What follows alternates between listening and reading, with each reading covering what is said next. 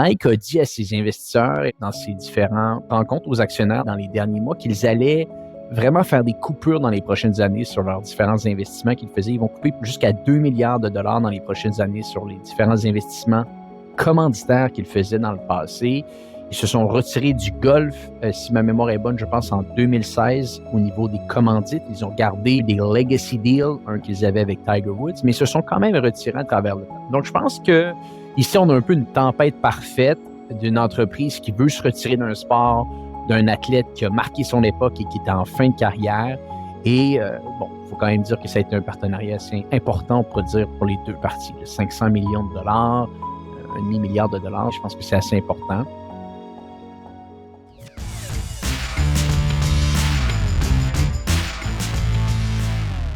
Donc, on est de retour sur le podcast Discussion d'affaires, le podcast Hyper Croissance qui sort maintenant chaque lundi et chaque jeudi depuis plus d'1 an maintenant. Et ça, c'est grâce à nos incroyables invités. Et l'un d'entre eux, c'est Jonathan Léveillé qui est toujours avec nous aujourd'hui. Jonathan, comment ça va? En pleine forme, Antoine. Aujourd'hui, prêt pour le podcast. Encore une fois, on parle beaucoup d'intelligence artificielle sur le podcast, mais également des nouvelles au milieu sportif. Jonathan, je pense que tu as lu certains points qui ont marqué ton attention et que tu voulais ouvrir une discussion avec moi aujourd'hui. Absolument. J'ai vu une nouvelle passer qui, probablement, vous en avez entendu parler, mais je veux creuser un petit peu avec toi, Antoine, parce que je sais que tu es un très grand amateur de sport et la nouvelle relie et le sport et le côté affaires. Donc, je dis, pourquoi pas te lancer quelques questions là-dessus puis essayer de creuser un peu le sujet. Et la fameuse nouvelle, c'est Tiger Woods et Nike qui mettent fin à leur entente qui date de très, très, très longtemps. Si ma mémoire est bonne, à peu près 27 ans, que les deux entreprises avaient une entente de partenariat ou plutôt de commandite à travers tout ça. Et je pense que ça l'a énormément aidé Nike à travers le temps. Ça l'a énormément aidé Tiger Woods. Je pense que Nike n'a pas laissé tomber Tiger Woods quand il y a eu beaucoup d'éclaboussage sur Tiger Woods. Mm-hmm. Et là, c'est terminé. Et là, j'ai tellement de questions pour toi, Antoine. Tu as peut-être un petit peu d'informations là-dessus. Tu es une machine à connaître certains détails au niveau sportif. Je suis convaincu que tu as été documenté là-dessus. Je ne sais pas si tu peux nous parler un petit peu du pourquoi la fin de cette entente-là, qu'est-ce qu'il y a eu comme bénéfice pour chacune des parties. Et c'est quoi la suite aussi après ça, quand on met fin à une aussi longue entente?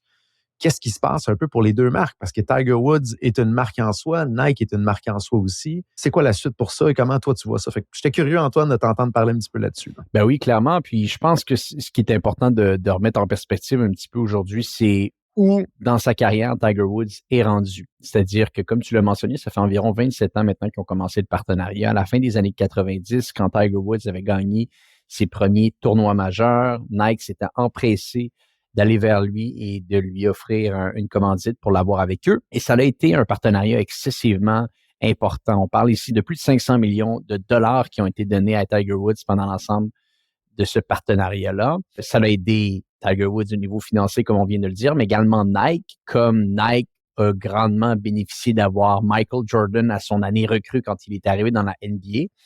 Donc ça, c'est un petit peu pour les faits. Et effectivement, Nike sont restés aux côtés de Tiger Woods à travers les années quand il y a eu toutes ces histoires d'adultère qui sont sorties, tous ces enjeux qu'il y a eu, je dirais, le début des années 2010. Vraiment, si on regarde l'évolution de Tiger Woods, il a atteint le sommet vraiment de sa carrière vers la fin des années 2005, 2006, 2007, 2008, 2009. C'est à ce moment-là qu'il était très dominant, également même au niveau des années 2000. Et là, à partir de 2010, il y a eu des blessures et il y a eu toute la crise au niveau de ces différents adultères. Et Nike, ils sont restés à ses côtés. Tiger Woods a continué à gagner des titres à travers le temps, mais il n'a jamais été capable de retrouver le même niveau et la même constance, surtout parce qu'on sait le golf, c'est un sport qui demande beaucoup de constance. Donc ça, c'est important de comprendre que le plus beau de sa carrière pour Tiger Woods était derrière lui. Tiger Woods est né en 1975, donc vous aurez compris, cette année, il va tomber à 49 ans. Habituellement, au golf, les joueurs, ils peuvent jouer pendant un certain temps, mais à partir de 50 ans, ils vont jouer dans le circuit senior qu'on appelle. Tu peux continuer à jouer avec les professionnels, les plus jeunes, il n'y a pas de souci, mais habituellement, il y a un changement qui se fait et tu t'en vas jouer dans le volet senior. Donc, pour Nike, c'était plus nécessairement l'endroit peut-être le plus intéressant pour eux à s'intégrer au niveau publicitaire parce que Tiger Woods est en fin de carrière. Comme je l'ai dit, il approche la cinquantaine. Également, Nike a dit à ses investisseurs et a dit dans ses différentes rencontres aux actionnaires dans les derniers mois qu'ils allaient vraiment faire des coupures dans les prochaines années sur leurs différents investissements qu'ils faisaient. Ils vont couper jusqu'à 2 milliards de dollars dans les prochaines années sur les différents investissements commanditaires qu'ils faisaient dans le passé. Ils se sont retirés du golf, si ma mémoire est bonne, je pense en 2016 au niveau des commandites. Ils ont gardé ce qu'on appelle un petit peu des legacy deals, un qu'ils avaient avec Tiger Woods, mais ils se sont quand même retirés à travers le temps. Donc, je pense que ici, on a un peu une tempête parfaite d'une entreprise qui veut se retirer d'un sport, d'un athlète qui a marqué son époque et qui était en fin de carrière. Et bon, il faut quand même dire que ça a été un partenariat assez important, pour dire, pour les deux parties. 500 millions de dollars, un demi-milliard de dollars sur plus de 20 ans, je pense que c'est assez important. Et ben, à partir de là, quelle est la suite pour Tiger Woods? Je pense qu'il va davantage travailler avec son propre brand à lui. Mais bon, à suivre un petit peu pour les prochaines étapes. Il n'y a pas eu d'annonces spécifiques qui ont été faites à ce niveau-là. Et si je comprends bien, Nike regardait peut-être pour se retirer complètement du golf ou du moins réduire significativement leur implication dans ce sport-là ou cette activité-là, qui aurait probablement motivé à dire on retire là, à ce moment-là le partenariat avec Tiger Woods. Là. Ben, je pense que, ben, je pense.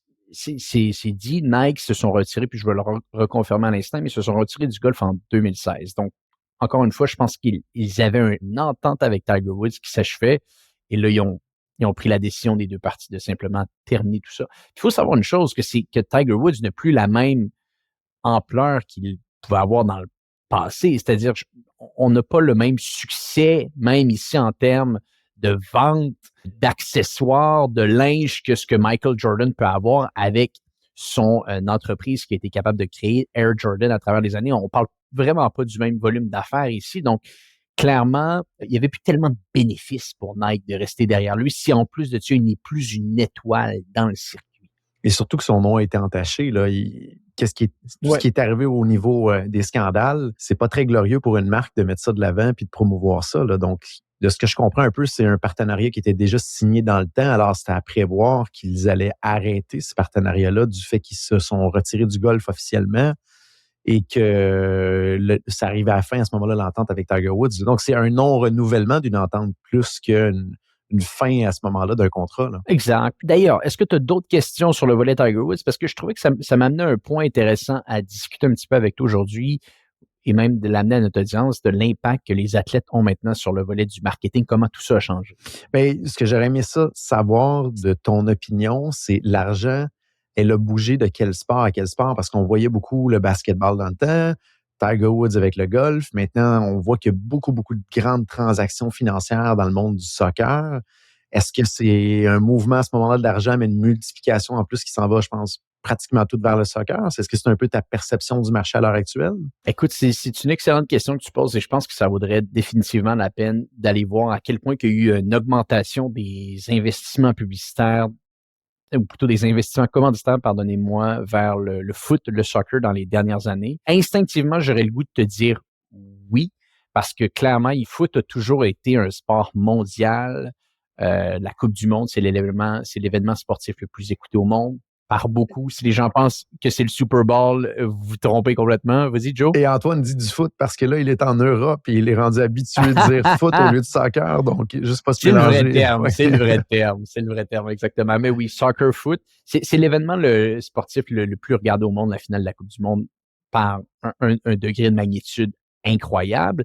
Et là, comme on l'a vu dans la dernière année, ben, il y a eu vraiment un avancement important en Amérique du Nord, du soccer, du foot dans les dernières années. Mais là, en plus, avec l'arrivée de Messi, qui est argumentablement le plus grand joueur de tous les temps, ça donne beaucoup plus de visibilité au sport. Et je pense qu'un des points intéressants que je voulais amener à l'attention ici de l'audience, parce que j'étais content quand tu m'avais parlé de ce sujet-là dans notre groupe chat, je me suis dit ça valait la peine d'aller faire peut-être un petit peu des recherches puis de voir à quel point le domaine commanditaire, marketing au niveau sportif a changé.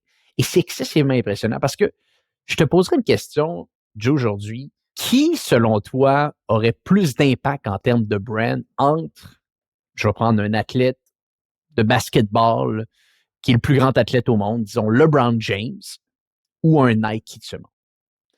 Qui, selon toi, a le plus d'impact? Mais je trouve intéressant ta question parce que ça revient à plusieurs épisodes qu'on a fait dans le passé. Mon opinion, ça va être l'humain d'abord et avant tout, parce que les gens ne s'associent pas nécessairement à une marque, mais vont s'associer à un humain qui représente la marque. De là, la logique des porte-paroles, des commandites, des choses comme ça. Fait que ma perception, c'est plus la personne que la marque qui a une influence ou un impact au bout de la ligne. C'est pour ça que les marques s'associent avec des humains pour donner une voix, donner un âme à leur marque, puis que les gens puissent s'associer à leur brand au final. Donc, je dirais définitivement l'athlète en premier avant la compagnie, là. L'athlète est peut-être plus connu, mais l'athlète dans le passé n'avait pas de distribution autre que pendant son Bon point. match et après peut-être dans des campagnes de pub. Et là, c'est là que ça devient excessivement fascinant si on analyse tout ça. Donc, je veux juste donner des exemples pour les gens qui nous écoutent aujourd'hui parce que je trouve que ça fait du sens un peu avec comment on a ouvert la discussion. Et je pense, je sais où tu s'en vas, Antoine, mais ça va faire un bon lien avec réfléchissez à vous dans vos souliers de gens d'affaires par rapport à votre brand. Ça va être la même chose que tu vas sortir en avant, Antoine. Je te laisse y aller, mais vous pouvez faire ça dans votre propre entreprise, là. Ben oui, définitivement. Donc, un petit peu de contexte pour les gens qui nous écoutent aujourd'hui. Donc, Adidas, qui est une marque que tout le monde connaît, sur Instagram, au moment où on se parle, a 29 millions de gens qui les suivent. OK? Le plus grand athlète que Adidas commandite, c'est Lionel Messi, qui est le plus grand joueur de foot au monde, peut-être le plus grand joueur de foot de tous les temps. Combien de jours tu penses qu'il a de followers sur Instagram?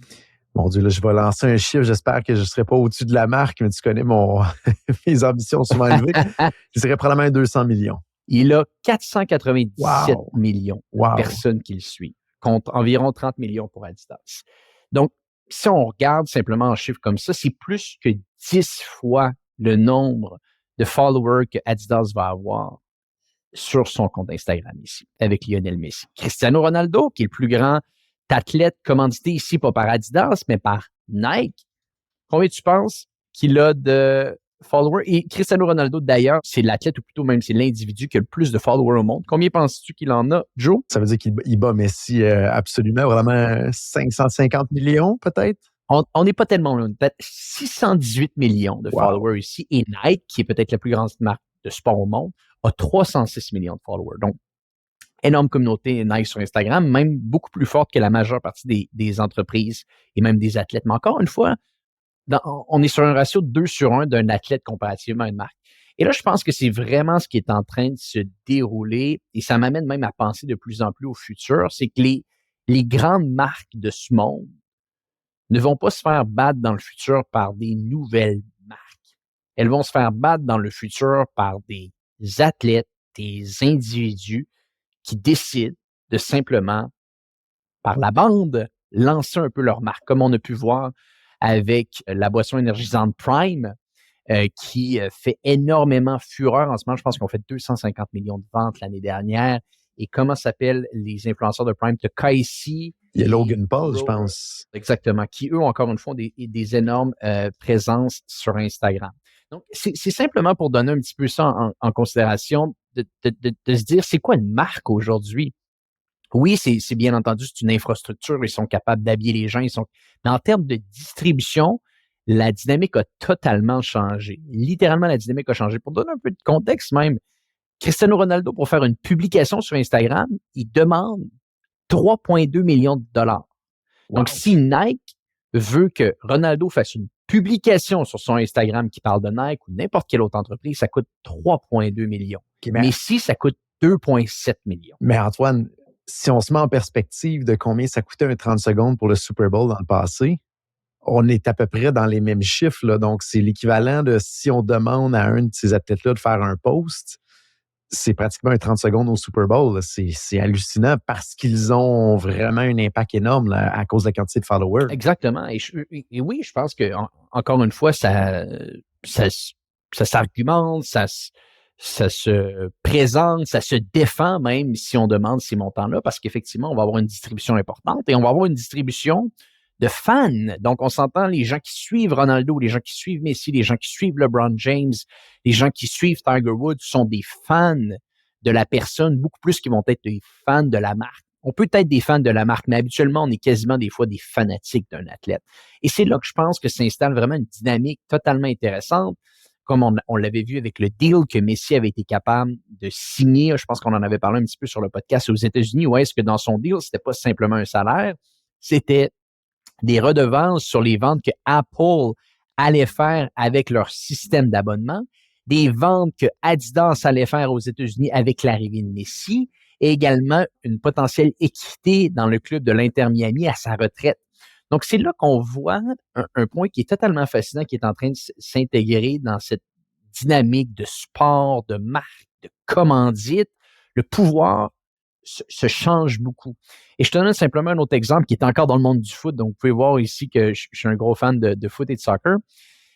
L'équipe de France, quand c'était la Coupe du Monde 2022, la Coupe du Monde de soccer au Qatar, l'équipe de France, c'est peut-être la meilleure équipe au monde. Plein de joueurs, plein de vedettes, mais il y a une vedette vraiment qui sort du lot qui s'appelle Kylian Mbappé ici. Et ça, on redonne un peu de chiffres pour les gens qui nous écoutent en termes de followers sur Instagram parce que c'est vraiment une métrique importante à regarder en toute honnêteté. Kylian Mbappé a plus de 100 millions de followers sur Instagram.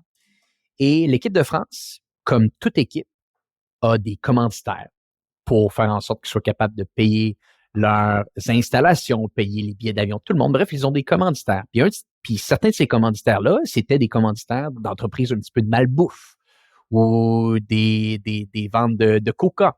Donc, des marques, des produits que les athlètes ne veulent pas nécessairement s'associer. Kylian Mbappé, joueur de l'équipe de France, qui doit théoriquement accepter ce que l'équipe de France dit, il dit non. Moi, je fais pas de photos avec cette marque-là. Puis après, la discussion n'aurait jamais eu lieu il y a 20 ans parce que le joueur n'avait pas de distribution. Le joueur ne pouvait pas dire ce qu'il pensait, ou plutôt pouvait dire ce qu'il pensait, mais il n'y avait pas nécessairement un micro, il n'y avait pas nécessairement une voix, il n'y avait pas nécessairement une portée. Mais maintenant, aujourd'hui, l'argument peut se faire de se dire qui est le plus puissant dans les tables de négociation? L'équipe de France ou Kylian Mbappé qui a 110 millions de followers? Et comment qu'on peut regarder ça? Bien, simplement la distribution, encore une fois. La distribution qu'une personne peut avoir comparativement à l'autre. Et quand tu regardes tout ça, tu te rends compte qu'il peut vraiment y avoir des changements importants qui se déroulent. Et là, on prend l'univers sportif. Et je pense que l'univers sportif, on est capable de pousser le trait ici avec des centaines et des centaines, des centaines de millions de followers. Mais tu en as un excellent point au début du podcast, c'est de se dire, ça, on le voit, et je pense que c'est normal que ça commence avec le volet sportif parce que c'est dans le volet sportif ou le volet musical, parce que c'est souvent dans ces endroits-là qu'on va bâtir des fanbases, qu'on va idolâtrer les personnes. Mais ultimement, c'est en train de se transformer sur beaucoup d'entreprises. Et je pense que le personal brand, on en parle depuis plusieurs années, mais là, on commence à avoir des éléments concrets qui nous prouvent à quel point ça peut complètement changer la dynamique. Encore une fois, MrBeast, parlons de C'est MrBeast, fou. qui est en train de révolutionner l'industrie du chocolat. Mais ces chocolats sont pas nécessairement meilleurs que Kit Kat ou que Nestlé, mais qu'est-ce qu'il a de plus que tout le monde? De la distribution grâce à, bien entendu, un personal brand, une chaîne YouTube qui a été capable de construire. Et, je pense qu'on en a déjà parlé sur le podcast, mais de ramener ça à l'attention des gens qui nous écoutent et comme tu le dis, de faire comprendre aux gens qui écoutent le podcast, aux propriétaires d'entreprise, le pouvoir de la distribution d'un propriétaire d'entreprise, le pouvoir de distribution qu'un employé peut avoir dans votre entreprise. C'est ça qui fait vivre une marque en 2024. Et là, ça devient exemple après exemple qu'on est capable de voir. C'est excessivement puissant et ça change toute la dynamique de négociation. Et selon toi, lequel des différents médias sociaux a vraiment créé cette tendance-là qui s'accélère? C'est pas nécessairement Facebook au départ, c'est peut-être plus Instagram, Twitter. Ouais, je pense que Instagram est vraiment l'endroit où est-ce que les statistiques, les chiffres vont se créer. Je pense que c'est là qu'on peut voir la majeure partie des athlètes également créer du contenu. Et là, je parle vraiment de créer du contenu, des photos qu'ils peuvent avoir dans leur vie personnelle et également au niveau plus commercial, les ententes qu'ils vont avoir avec des partenaires. C'est souvent sur Instagram qu'on va le voir. Donc, clairement, je crois que c'est la plateforme de choix en ce moment pour les athlètes et musiciens. Mais je serais curieux, par contre, d'avoir ton opinion pour aujourd'hui, si on regarde en avant, ou même je vais aller en arrière. Instagram, je pense que c'est la plateforme en arrière de nous. Si on regarde les futures plateformes qui ont beaucoup de potentiel d'être sous-exploitées, moi, ce que j'ai en tête, c'est TikTok et potentiellement YouTube aussi, là. J'ai l'impression que si on veut, en tant qu'entrepreneur, on veut bâtir son brand pour essayer de propulser son entreprise ou sa marque, je pense que Instagram est très, très, très peuplé présentement, même peut-être trop surpeuplé. Et TikTok, présentement, a peut-être un certain vide où est-ce qu'on peut aller chercher un vacuum intéressant. YouTube également a beaucoup de distributions possibles, entre autres avec la recherche organique sur les moteurs de recherche. Et YouTube est un moteur de recherche en soi aussi.